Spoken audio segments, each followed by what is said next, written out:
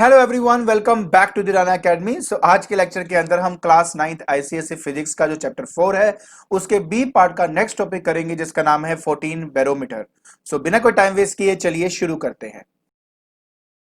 14 barometer समझने से पहले हम सिंपल बैरोमीटर के जो डीमेरिट्स हैं उनको एक बार फिर से देख लेते हैं। हमने ये पढ़ा था कि एक्चुअली में जब हम बात करते हैं सिंपल बैरोमीटर की तो उसमें सिंपल क्या है, एक ग्लास ट्यूब होता है और अगर आप ध्यान से देखें तो उसको प्रोटेक्ट करने के लिए कुछ भी चीज यूज नहीं की होती। अगर मैं बात करता हूं ट्रफ के सरफेस की तो बिल्कुल ओपन होने की वजह से उसमें कोई भी इंप्योरिटी ऐड होके उसमें मिक्सअप हो सकता है। तीसरा, ये पोर्टेबल नहीं है, इसको आप आसानी से एक पॉइंट से दूसरे पॉइंट पे नहीं ले जा सकते थे। एंड फोर्थ, जो सबसे इंपॉर्टेंट डीमेरिट है इसका, वो यही है कि एक्चुअली में अगर एटमॉस्फेरिक प्रेशर में थोड़ा सा इंक्रीज या डिक्रीज अगर हमारा आता है तो उस कंडीशन के अंदर मर्क्यूरी का लेवल एकदम से नीचे या ऊपर होता है, जिसकी वजह से मैं अपने ग्लास ट्यूब के साथ कोई भी एक स्केल अटैच नहीं कर सकता था। बिकॉज देखिए, मैं अगर आपको एक बहुत सिंपल सा एक एग्जांपल दूं, मान लीजिए कि मेरे पास एक ट्रफ है एंड वो मर्क्यूरी से फिल्ड है एंड मैंने यहाँ पे क्या किया, मैंने एक यहाँ पे टेस्ट ट्यूब लिया जिसको मैंने मर्क्यूरी से फिल किया एंड उसको इन्वर्ट कर दिया मैंने अपने इस ट्रफ के अंदर जो मर्क्यूरी से पहले फिल्ड था। आप अच्छी तरह जानते हो कि यहां पर at the height of 76 centimetre ये जो मर्क्यूरी का लेवल है आपका नीचे गिरता है और 76 सेंटीमीटर के बाद ये लेवल और नीचे नहीं जाता। और हमारा ये कहना था कि एक्चुअली में जो मर्क्यूरी इस कॉलम के अंदर लाई कर रही है उसका प्रेशर और जो एटमॉस्फेरिक प्रेशर है वो दोनों एक दूसरे को बैलेंस करते हैं। अब सबसे बड़ी प्रॉब्लम यह है कि हमें जब भी इसकी मेजरमेंट लेनी होती है ना, वो हमेशा हम लेते हैं इस सरफेस से हम इसकी मेजरमेंट लेते हैं।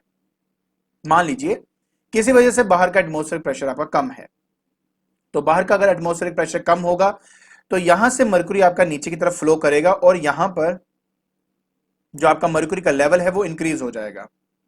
मान लीजिए अगर मैंने इसके साथ कोई स्केल अटैच किया होता तो ये जो एक्स्ट्रा लेंथ ऊपर की तरफ मर्क्यूरी चला गया है उससे मेरी रीडिंग जो है ना वो प्रॉपर मुझे कभी नहीं मिल पाती।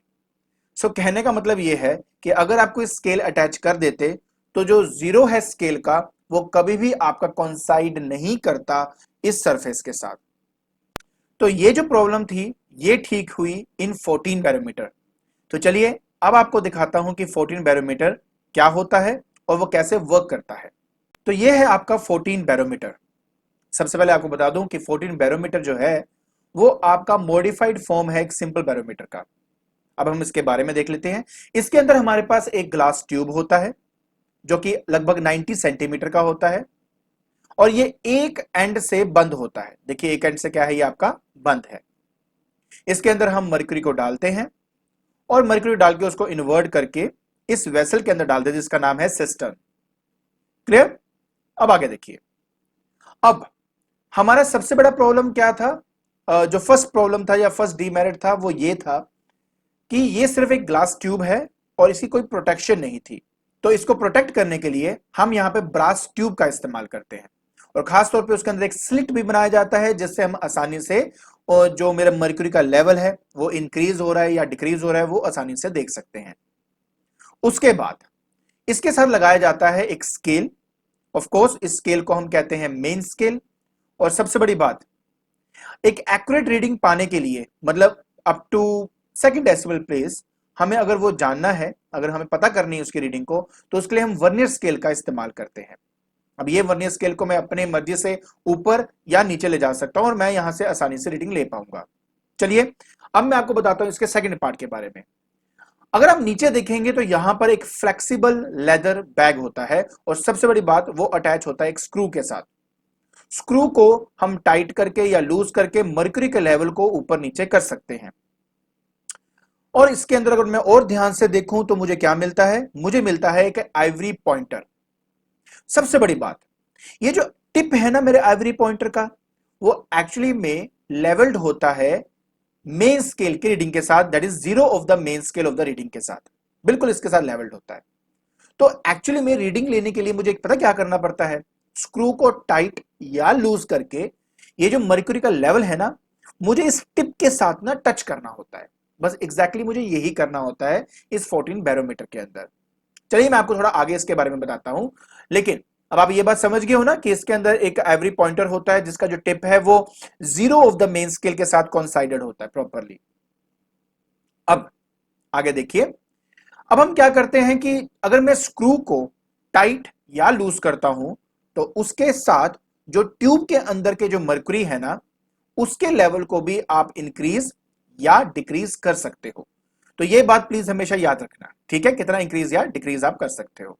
अब आगे देखिए, इसके बाद मान लीजिए कि मैंने सबसे पहले क्या किया, सबसे पहले मैंने देखिए जो भी बाहर का एटमॉस्फेयर प्रेशर होगा उसके हिसाब से मर्क्यूरी का लेवल अपने आप ऊपर नीचे हो चुका होगा। फिर मैंने क्या करना है, स्क्रू की हेल्प से इसके लेवल को इस तरह से रेज करना है कि वो मेरे आइवरी पॉइंटर के टिप के साथ मैच कर जाए। अब जब वो आइवरी पॉइंटर के टिप के साथ मैच कर जाएगा तो अब मैं देखूंगा अपना मेन स्केल।